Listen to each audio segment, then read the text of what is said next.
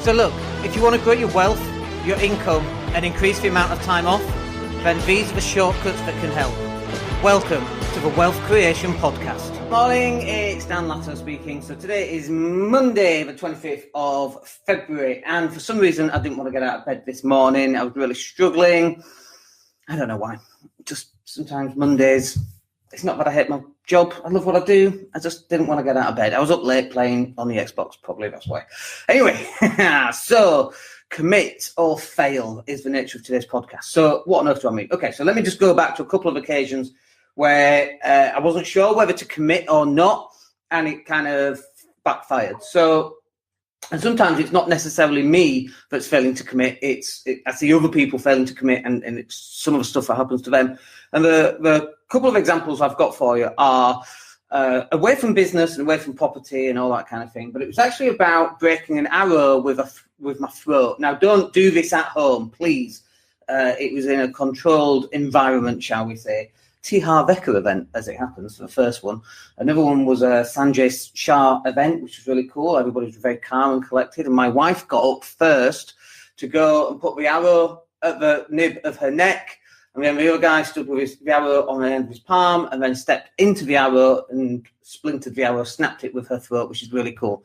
That was the second time I'd done it for me, but that was my wife's first. But I'd done it already at T. Harvecker. And when I was looking around, I've seen people not committing to breaking this arrow with their throat. And it's totally feasible as to why you can do it. It's all to do with the amount of pressure that this bit will take on your throat. Please don't do this at home. So, and it's something like I don't know what the numbers are, but it's something like this takes 13 PSI to break and an arrow takes 6 PSI to break. Something like that, right? I don't know what the numbers are, so don't quote me on them. Just don't do this at home. Anyway, so you can break an arrow with your throat, but don't do it at home. Wait until you're in an environment that's controlled for your safety. But the key here is that when I was looking around at some people that weren't committing, because you think it's going to go through your throat, do you know what I mean? Like, I see people not committing, and we end up, it hurts, you know? I did an iron bar on my, rebar, is it called, on my neck. And that was very painful. And you had a little bit of tissue there, and my wife was on the other end, and you're pushing it, and it bends. And that was painful too. And I remember me and my wife stood opposite each other with this bar on our throat, and we start pushing. And then I'm like, she's more committed to this than I am. Right? And she pushes hard, and I'm like, oh, wow. And then I'm like, oh, okay. So you have to push. And it was scary as hell, you know? I remember being very emotional afterwards. For some bizarre reason, it's a normal thing. Anyone can do it. I've seen kids 9 and 10 breaking arrows with the throat. It's just a normal thing that anyone can do, but it's a normal thing that people can do when they commit. And when you don't commit, people can get hurt. And it's the same in business. So are you committed to your business? Are you prepared to get up at 5 a.m. and work till 11 a.m.? And if the answer is no, maybe this is not the right business for you. Maybe. I don't know. But what is the right business for you if you're not prepared to commit to it? And I see people committing for 3 months, and then they go, oh, no, this is too hard. We just had a coaching client, sign up for a month, wants to do lease options, and I explain time and time again that the phone call that you get isn't a lease option every single time. It might be a BMV, it might be a rent-to-rent, guaranteed rent, it could be anything, right? It could be all sorts of stuff. It might be a lease option, but it might not be. And then he's quit coaching after a month, and he's off. And I know what I'm doing now.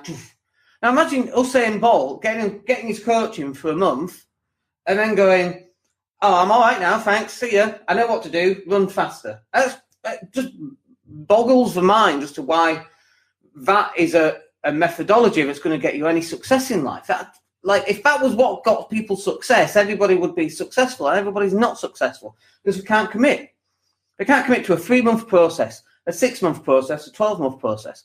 As you know, because I'll probably say it every podcast, I live in the Med. It's taken me 20 goddamn years of hard, bloody work to get to where I am today. And it's not over. We're not finished. We've got more things that we want to do, more people that we want to help. But unless you're starting to get that kind of commitment from clients, it's just very, very difficult. And then the clients ain't going to get the results that they want because they're not prepared to put the work in. If you don't put the work in, you don't get the result. what is it? The dream's free, but the work costs sweat. I don't know what the saying is. I should have like a list of sayings just so that I can choose them and actually get them right. Because every time I say a saying, it's like, that's not right. So you've got to commit. And if you're not going to commit on this, oh, well, I'll commit on the next one. Well, then the next one comes and then you quit on that. Well, I'll commit on the next one. And the next one comes and you quit on that. And you just, 20 years later, you're just a quitter. I remember certain times in my life where I quit. Some of them are very, very painful, by the way. Still have resonance even today. Some of the times I've quit were for my own mental health. Some of the times I've quit is because you're fighting a battle that you can never win, because the game is so one-sided and sexist. I'm talking family court here, obviously. So the times when you go, okay, actually, no, I am going to quit, and it is the right thing to do, and I can't do this anymore for the safety of my own health. Perfect. Great. 100% behind you. But if it's because, oh, it's just a bit too hard, like life is hard, success is hard. Do you not think other people had real difficult times? Do you think other people didn't go through cash flow crisis? I was reading about Tesla. He's like 3 hours away. He had like $20 million to find in 3 hours. He's 3 hours away from going bust. Do you know what I mean? Like, even at the top end, people have the same problems. They're just more zeros. He just owes the bank a few more zeros than you or I do combined for the rest of our lives. So you've got to commit. And the times when you don't commit to a particular path are either going to be ending up in failure or ending up in pain, or both, because failure is pain anyway. Or, you know, I remember reading this. The pain of coming second is the same as coming first, except when you've come first, you've won. And when you come second, the pain is still painful, but you know you're second. Third is even more painful, but now you're third. And fourth is just as painful, but nobody remembers you at all. Like, nobody remembers you anyway, right? If you come second or third, no one's going to remember you. So you might as well come first. The pain is the same amount of pain whether you come first or fifth. You know, for the runners running the 100 meters in the Olympic finals, the pain of coming ninth, you know, the effort that they had to put in, so just getting ninth is just as painful as the guy that came first. I know Usain Bolt makes it look easy, but that guy has to go through a lot of pain in order to get those results. He doesn't just show up and run faster after a month of coaching. You've got to commit. And when I look at people's success, I go, so what have you done before? And why has it not worked? And there's always some excuse coming up as to why something's not working. And at some point, you've got to make a decision. Well, I'm going to get rid of this excuse. No longer am I going to fail. I'm going to commit 100%. I'm going to put the time in. I'm going to put the effort in. I'm going to make a lot of mistakes. Making mistakes is painful too. And society tells us that we shouldn't make mistakes, that we should be perfect. It's complete hogwash. Of course you make mistakes. We all make mistakes. And then from the mistakes that we've made, we call that experience.